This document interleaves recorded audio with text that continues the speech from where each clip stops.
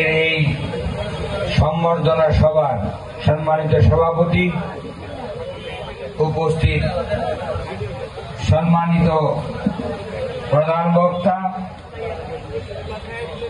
আমার সাথে আমার সহকর্মী, আমার ভাই খালেদ সোহেল ভাই, আমি কারো পদবি বলে সময় নষ্ট করতে চাই না, শুধু নাম বলছি। আমাদের সাথে উপস্থিত আমাদের মঞ্চে মনিরুজ্জামান মনির, মুস্তাফিজুর মামুন, শাহরিয়ার শামীম, ইফতেখার ইফতি, করিম ভাই, জাহাঙ্গীর, সুমন, যারা আছেন আমাদের সহযোদ্ধা, উপস্থিত নেতৃবৃন্দ, আসসালামু আলাইকুম। গতকালকে একটি ক্রিয়া প্রতিযোগিতায় গিয়ে আমি চোখে একটু ব্যথা পেয়েছি, যে কারণে আমি বক্তব্য দীর্ঘায়িত করব না। শুধু একটি কথা বলতে চাই, আমাদের সম্পদ, আমাদের সন্তান 11.5 পলিং, বাংলাদেশের সর্ববৃহৎ প্রাইভেট ইউনিভার্সিটি জাতীয় ছাত্র দলের সভাপতি নির্বাচিত হয় আজকের এই সম্বর্ধনা সভা। আমরা গর্ববোধ করছি আমাদের সন্তান এত বড় বিশ্ববিদ্যালয়ের সভাপতি পদ পেয়ে আন্দোলন সংগ্রামে বিগত দিনে, স্বৈরাচার বিরোধী আন্দোলনের বিরোধী দিনে মাঠে ঘাটে রাজপথে থেকে আন্দোলন করার ফল হিসেবে তাকে সভাপতি নিয়োগ করা হয়েছে। আমরা বাজিতপুর নিকলিবাসী গর্বিত, আমাদের সন্তান একটি বড় পদমর্যাদা পেয়েছে। আমি আশা করি আগামীতে পলিং কেন্দ্রীয় কমিটিতে যাবে, সবাই তার জন্য দোয়া করবেন। এখন যে কোনো ব্র্যান্ডের পুরাতন এসি বদলে নতুন ওয়ালটন এসিতে উপভোগ করুন 25% ছাড়।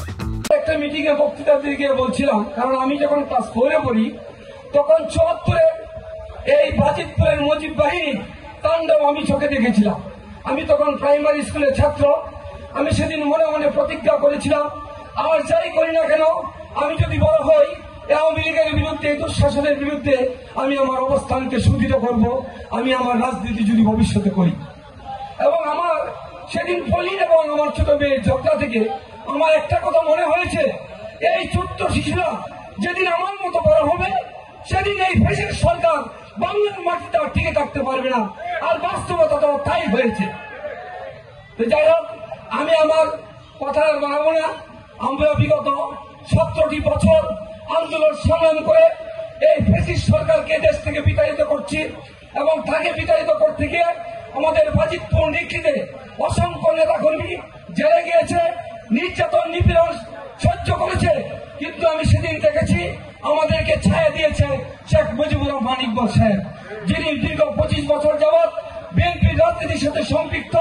আমি মনে করি যদি কেন্দ্রীয় নেতৃবৃন্দ কোনো ভুল করেন তাহলে এদেশের 2 ধারার জনগণ সেই ভুলের বিরুদ্ধে অবস্থান নিয়ে মুজিবুর রহমান আর শেখ মুজিবুর রহমান ইকবাল সাহেবের নমিনেশনকে ফিরিয়ে আনবো। যেমন আমরা 2001 সালে নমিনেশন পেয়েছিল ইকবাল ভাই, কিন্তু তাকে আমরা চিনতাম না।